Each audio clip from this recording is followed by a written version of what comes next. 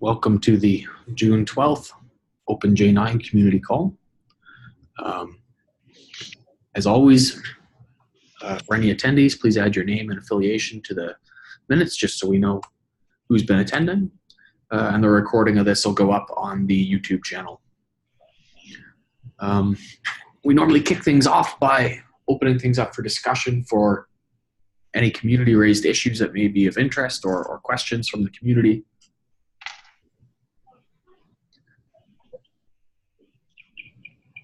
Shelley, you and or Lan are tentatively scheduled for an AQA and a test result summary service lightning talk.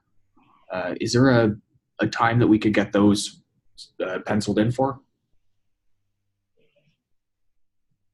Lan can do a TRSS one next week. I'll double check with her. I'm traveling next week, so I want to do the aqua one. So it'll have to be likely the week after.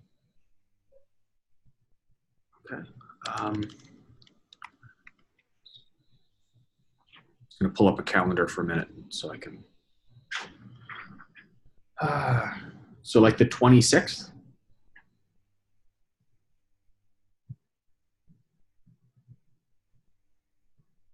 Shelley? Like June 26th should work for you for the AQA one? Yeah, let's put that as tentative. I'll confirm. Okay. Excellent.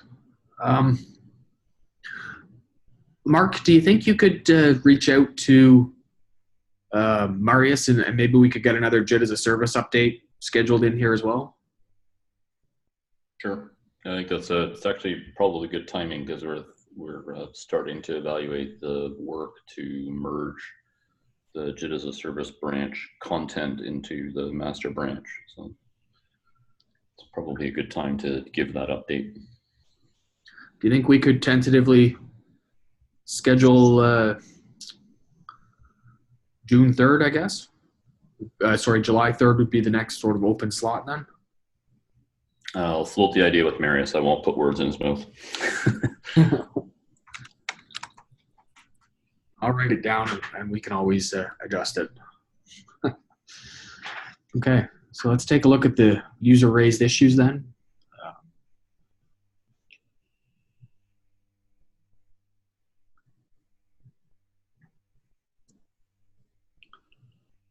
The first one is a question about using OpenJ9 in Jenkins, running things in the Docker image. So I think we provided some help there. The failure to connect to JConsole, I believe, is being worked on by Peter Bain, targeted for the 0.15 release. So I think we're in reasonable shape for that. And then we're getting into ones that we talked about last time. So there haven't been as many user-raised issues this week as there has been in the past. So I don't know if that's a good thing or a bad thing, but something to be aware of. All right. So then let's jump back to our agenda. I haven't had a chance to update the trends yet for our download stats. So I'll just pull up the dashboard. The way I've been putting the numbers in here has been just adding the new stats to the front of the list for each of the releases. And eventually I'll trim the list when they get too long. So I'll try and get this updated after the call, but we can see take a very quick look at some of the release numbers. So the 0.14 for OpenJ9, the Java 8 release, we're at almost 27,000 downloads and another almost 12.5 for the 14.2 release.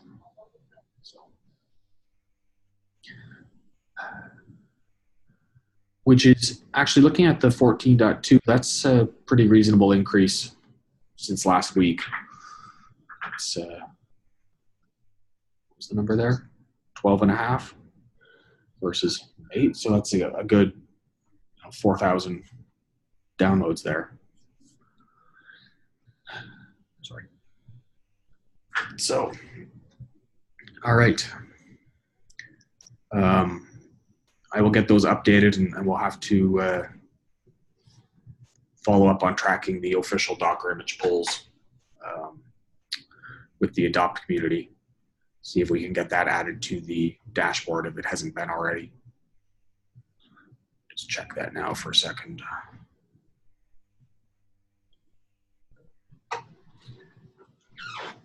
Yeah, I don't think this is tracking the official repo or the official builds. This is tracking the adopt namespace ones. So I'll have to get that updated. Okay. In terms of release, we're coming up on the 0.15 release, which will be JDK 8, 11, and 12. The release target is July 17, which means June 18, about a month before, we're coming up on our reality check date. So this is the date by which we'd like everything that's in the milestone plan to be either our belief being that it should land in this release or to have it moved out to the next milestone. The next milestone is a Java 13 release, which will be targeted in September. We've been moving everything that we expect to land in that time frame into the 0.16 release. So if you need to move things, just move it forward by one release. And the code split date is June 24th. So we're moving up on that date. That's the date when we want to have all the changes and fixes for things that are in the 0.15 milestone delivered by. That gives us a bit of time to get builds out and ready to branch for the next release, or ready to test and be validated before the release date. So just a reminder to all committers and contributors to please try and get these things closed out. Anyone have questions or concerns with those dates?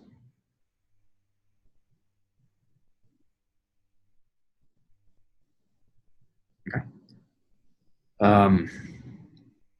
For the JDK Next repo, that's the Java 13 build. We've disabled AIX in that build because we don't have the XLC 16 fixes completed. There is an issue for tracking this, and I can dig up a link and get that included in here. But we do have, as far as I'm aware, as of June 5th, the latest code in the OpenJ9 branch for the Java 13 release.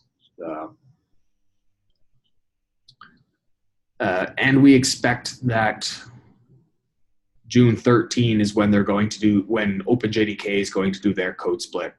So there's not a lot going into Java 13 that, from a JEP or an OpenJDK perspective, that should be affecting OpenJ9. So, bit of a lighter release for us.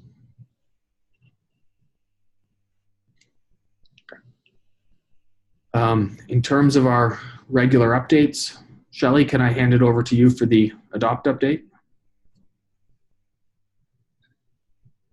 Yeah, there's not a whole lot of changes from what's already here from the last time. I think we are still waiting on test machines. I hope that we will receive them before the July release, because at the moment we're in a 3-day backlog for Mac test runs. Since the Mac XL builds were added, we should probably be turning off some testing since it will never complete with our limited resources.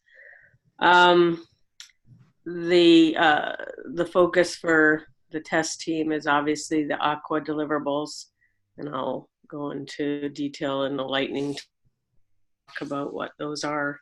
Right now it's delivering on a few items that ensure that we can verify the binaries are passing a certain set of test targets.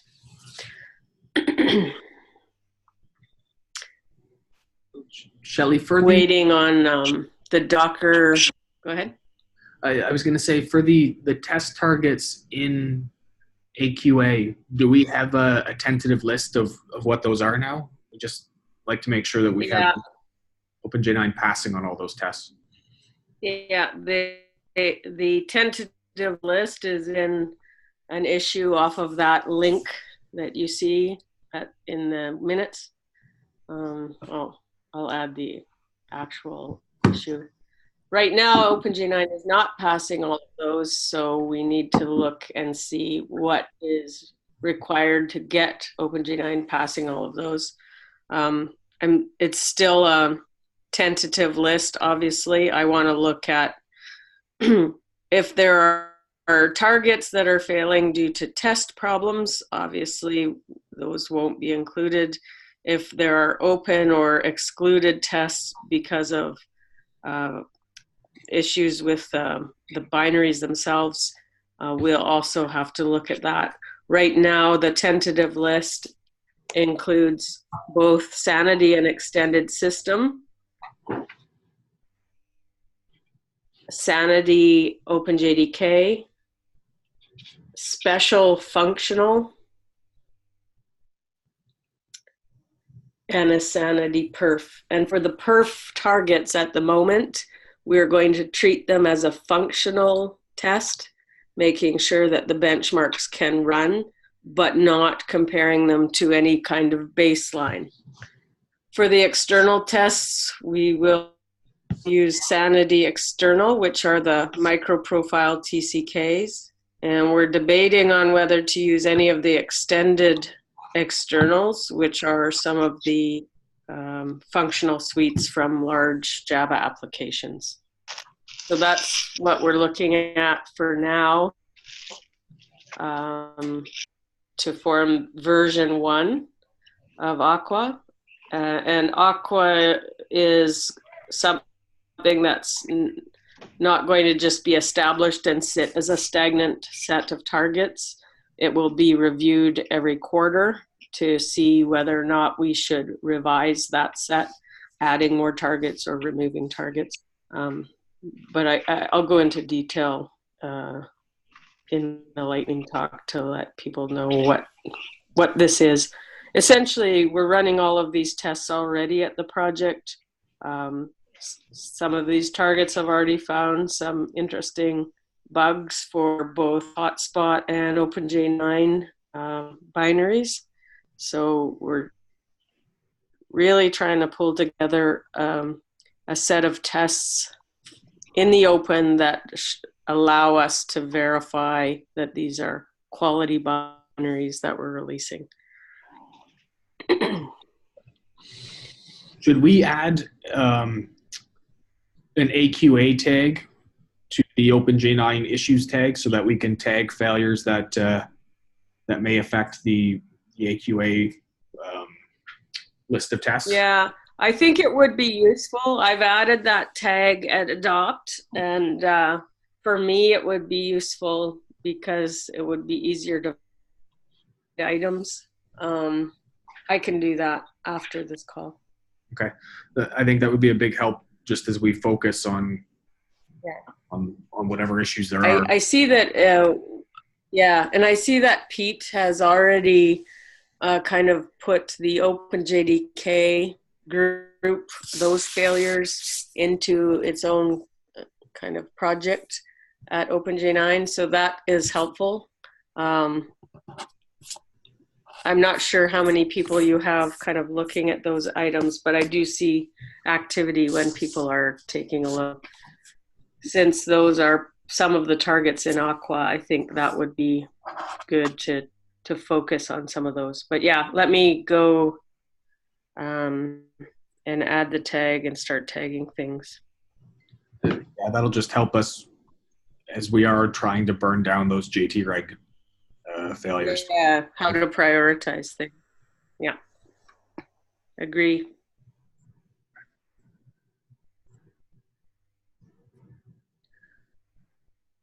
I did want to follow up on the GPU support. Was it discussed at the TSC?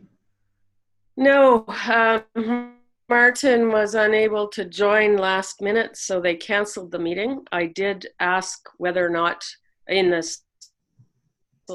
our Slack channel whether or not there was a final decision, and they still want to have the discussion, which is rescheduled now for this Friday. Okay. Thanks, Shelley.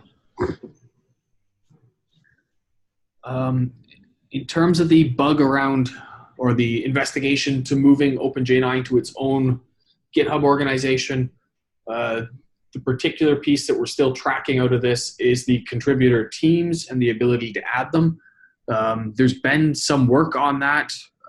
There isn't a timeline from the Eclipse organization yet. I poked them recently in the bug, and it's still a priority for them, but it's fallen in behind other work. So we'll hopefully see this continue to make progress, and I'll continue to track it and make sure that we're on the list to be early adopters or guinea pigs for it as the functionality becomes available. Adam, do you want to take us through? Oh, Adam's not on the call. Joe, are you able to take us through the machines update? There's actually nothing new.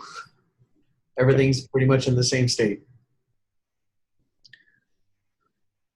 Any update on our OS X machines? Have we been able to get capital to find the rack? No, I have not heard from purchasing. Okay. It's been silent. I've already done a follow-up to say waiting, but I've had no contact. All right.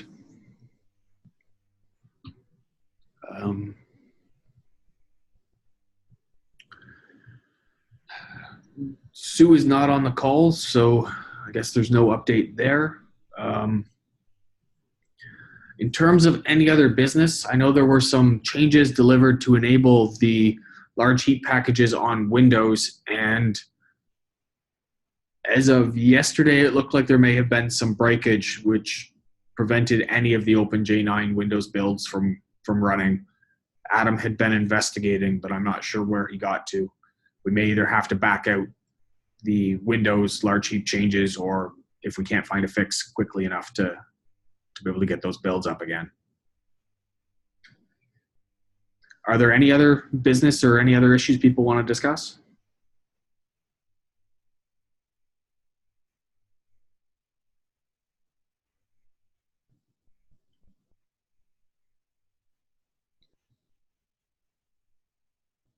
All right. We'll have a short one today. Thank you, everyone, and we'll touch base again on the 19th. If there are topics that anybody wants to add before then, feel free to tag them into the agenda or post them into the planning channel on Slack, and we'll see where we get to from there. Thanks, bye. Thanks, bye.